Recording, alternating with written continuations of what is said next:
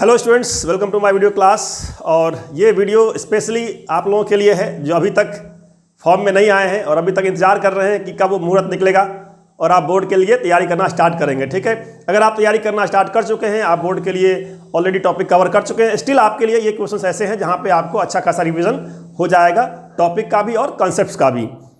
तो ये जो प्रॉब्लम मैं ले रहा हूँ इसके अंदर एरिया निकालना है, आपको एरिया फाइंड आउट करना है। और एरिया ऐसा टॉपिक है क्लास 12 का जहाँ पे आपका कुछ भी नया नहीं है, कोई नया एक भी फार्मूला नया नहीं है। नया क्या है, फिर क्या सीखना है आपको? सिर्फ और सिर्फ आपको कर्व स्केचिंग पे ध्यान रखना है। अगर एरिया का आंसर आपने निकाल दिया विदाउट कर्व स्केचिंग तो गलती होने के पूरे चांसेस होते हैं। तो कभी भी आप एरिया क्वेश्चन सॉल्व करते हैं समझ लीजिए कि एरिया क्या करना है, आपको कर्व स्केचिंग करना है। तो कर्व स्केच करना that is the important part of area.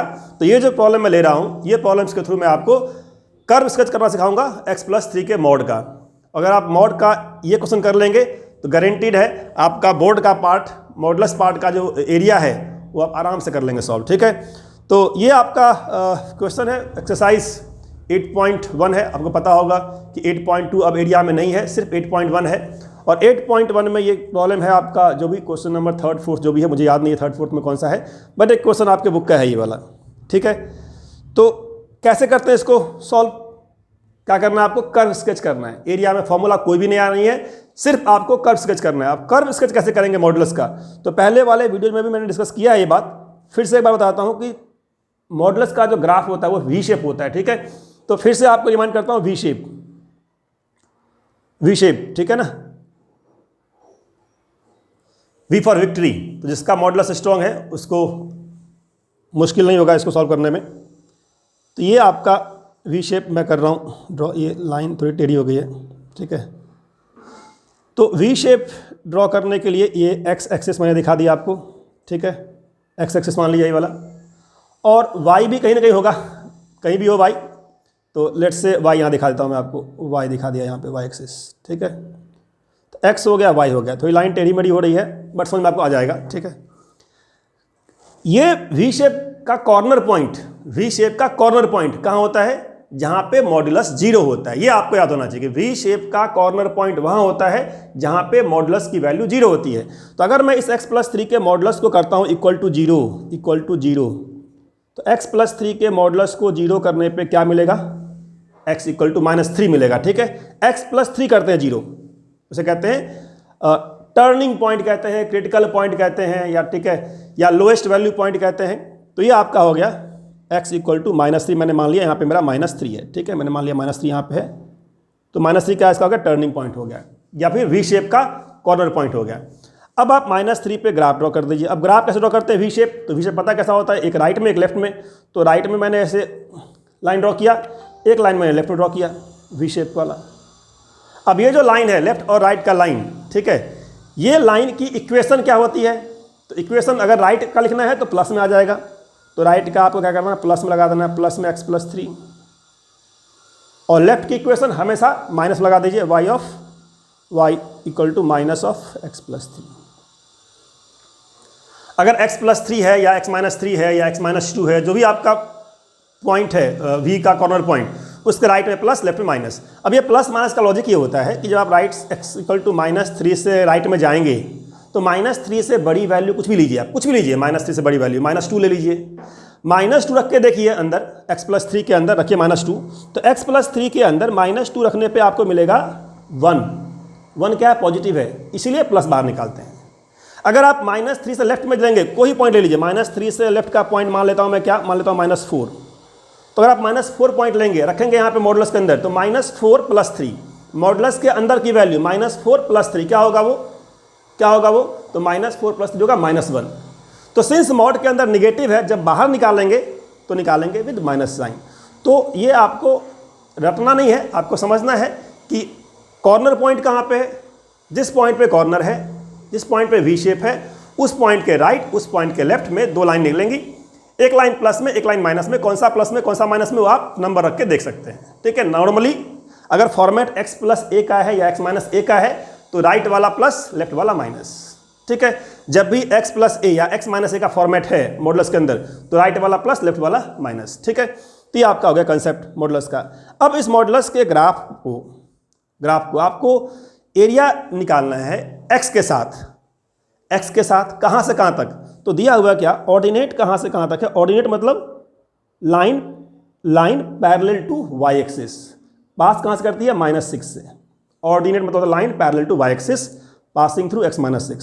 तो -6 पे मैंने देखा कि ग्राफ का वैल्यू क्या है, तो -6 से स्टार्ट करना है आपको और कहाँ तक जाना है, आपको जाना है 0 तक। तो -6 से 0 का ग्राफ देखना है, ग्राफ क्या है, तो पहले ग्राफ दिखाता हूँ कि -6 से 0 ग्राफ कैसा है।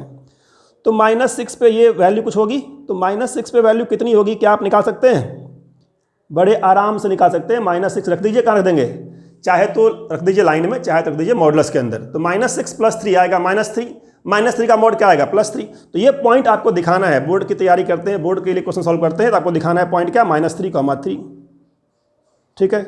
अच्छा, ये राइट पॉइंट देखते हैं क्या आएगा 0 पे, तो 0 रखा है इसके अंदर, 0 रखने पे भी क्या आ रहा है, वही आ रहा है, 0 + 3 3।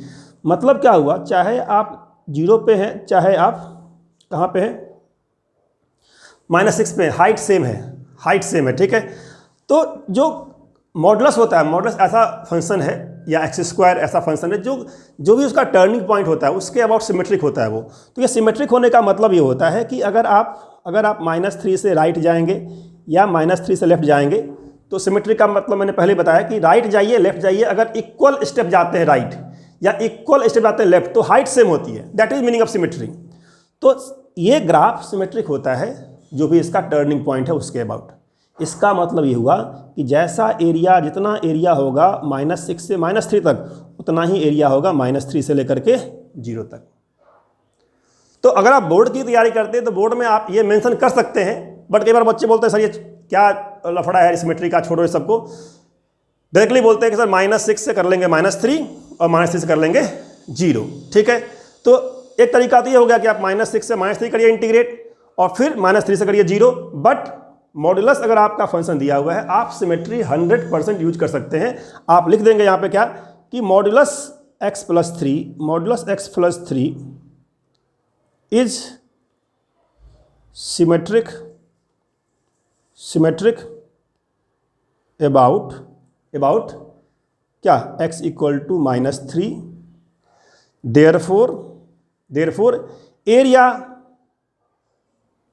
From -6 to -3 same as area from -3 to 0। अब अगर आप जेईई मेन के लिए तैयारी कर रहे हैं तो जेईई मेन में आपको सब नहीं निकालना है, सब क्या करना है आपको, 2 ट्रायंगल है, एक ट्रायंगल का एरिया निकालिए, डबल कर दीजिए। तो मैं दिखाता हूँ आपको आंसर बिना इंटीग्रेट किए पहले, ठीक है। तो अगर आपको देखना है तो ये हाइट कितनी है, देखिए हाइट कितनी है, हाइट आपका हो गया 0 पे 3, हाइट आपका -6 पे भी 3 है, ठीक है, हाइट 3 है। और ट्रायंगल का जो बेस है, बेस का लेंथ कितना है, 3 है। देखिए बेस का लेंथ मैं दिखा रहा हूँ आपको, मैं ये एरो लगा के दिखा रहा हूँ मैं, बेस का लेंथ कितना 3 है, चाहे इस साइड जाइए चाहे उस साइड जाइए। तो ये दिख रहा है मुझे कि जो ट्रायंगल है लेफ्ट का राइट का, ऐसे भी दिख रहा है कि बेस 3 है, हाइट 3 है, ठीक है, तो एरिया सेम है। तो अगर आप आंसर निकालेंगे तो इसका आंसर क्या आएगा, इसका आंसर आएगा इसका 1/2 area of base, sorry length of base, that is 3, height कितना 3, 9/2, लेकिन 2 ट्रायंगल है तो क्या हो जाएगा, ये डबल हो जाएगा। तो ये आपका आंसर हो गया 9। तो दिख रहा है हम लोग को कि आंसर क्या है इसका। तो आंसर बताने में किसी को डाउट तो इसमें नहीं होगा, ठीक है। ये ऐसे क्वेश्चंस हैं जहाँ पे आप आंसर बहुत ही आसानी से बोल सकते हैं आंसर क्या आएगा। अब आपको बाई करना है इंटीग्रेशन। तो बाई इंटीग्रेशन करने के लिए मैंने क्या किया, मैंने सिमेट्री का हेल्प लिया और सिमेट्री लिख देने के बाद मेरा काम आधा हो जाएगा। क्या कि मुझे सिर्फ -3 से लेकर के 0 करना है इंटीग्रेट। जब भी करते हैं इंटीग्रेट, लेफ्ट हैंड लिमिट से लेकर के राइट हैंड लिमिट तक, ठीक है, लोअर लिमिट अपर लिमिट। तो क्या है आपका आंसर, पता लगा क्या इसका आंसर आएगा। और आंसर 9 होने का मतलब क्या हुआ कि लेफ्ट वाला भी 9/2 और राइट वाला भी 9/2। तो लेट्स चेक, कंफर्म कर लेते हैं कि सही है या गलत है। बाय इंटीग्रेशन, ठीक है, तो बाय इंटीग्रेशन हम लोग इसका निकाल लेते हैं, ठीक है। तो -3 to 0, ठीक है, किसका, x + 3dx, देखते हैं क्या आएगा ये। तो x का x² 2, 3 का 3x, कहाँ से कहाँ तक, तो -3 से 0, ठीक है। पुट करिए upper limit 0, upper limit 0 put करने पे ये भी 0 तो 0 हो गया। पुट करिए लोअर लिमिट पुट करने पे -3 पुट करने पे आएगा 9/2, 9/2 आएगा, और यहाँ करेंगे तो -9 आएगा। ठीक है, अब दिख रहा है आपको कि -9/2 -9 क्या आएगा, -9/2 आएगा, और -9/2 और इधर कितना है, माइनस आगे लगा हुआ है, तो दैट मीन्स कितना आ गया आपका 9/2। ये किसका एरिया है, इसका एरिया 9/2 किसका एरिया आया, ये एरिया आपका आया है -3 से लेकर के 0 तक का। ठीक है, कहाँ से कहाँ तक का, -3 से लेकर के 0 तक का एरिया आ गया आपका, यहाँ से यहाँ तक। वाई एक्सिस था ये वाला,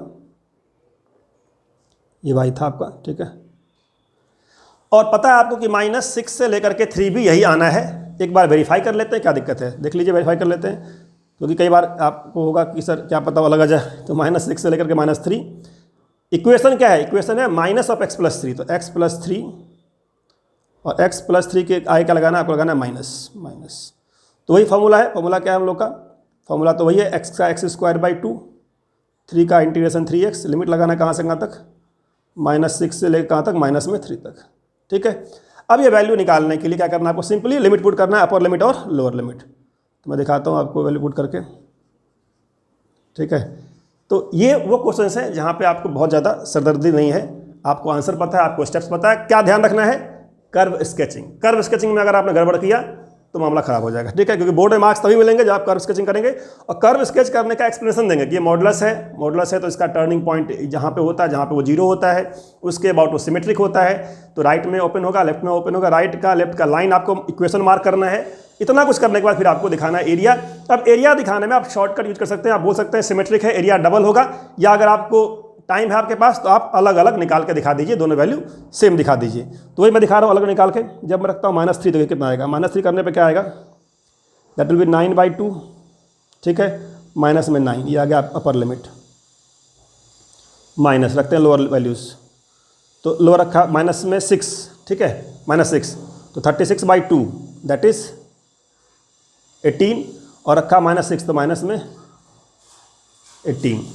तो लोअर रखने पे क्या हुआ, 36/2 36/2 18, और रखा -6, तो -6 × 3 -18, ये खत्म हो गया, अल्टीमेटली खत्म हो गया। कितना आया, 9/2 -9। और ध्यान रखिए आपका आगे माइनस था, ये आगे था माइनस यहाँ पे, तो ये माइनस आगे भूलना नहीं है, इसके आगे लगाना माइनस। ठीक है, माइनस, तो यहाँ पे आगे लगेगा माइनस, पूरे के आगे लग जाएगा माइनस। ठीक है, पूरे के आगे लगा दीजिए माइनस। ठीक है, तो आपका यहाँ लग गया माइनस, तो ये पार्ट तो 0 हो गया, ये पार्ट आपका 0 हो गया। 9/2 -9, -9/2 आगे लगा माइनस, तो फाइनली इसका भी आंसर क्या है, इसका आंसर भी आपका है 9/2। तो यही आना ही था, दोनों का सेम आना था। तो 9/2 ये 9/2 ये, भूल मत जाइएगा, चॉइस में 9/2 भी दिया हुआ है, लेकिन आपको जोड़ना है लेफ्ट का और राइट का, दोनों एरिया ऐड करके जोड़ लीजिए। 9/2 9 इसका आंसर आ गया। ठीक है, तो अगर आपने सब्सक्राइब नहीं किया, सब्सक्राइब कर लीजिए। जो भी बोर्ड के क्वेश्चंस हैं, ऑब्जेक्टिव टाइप क्वेश्चंस हैं, या फिर जो भी सिलेक्टिव क्वेश्चंस हैं, मैं ट्राई करता हूँ कुछ ना कुछ आपके लिए अपलोड करता रहूँ, सो दैट आपको रिवीजन करने में आसानी हो जाए। ठीक है, thanks for watching till and, thank you very much.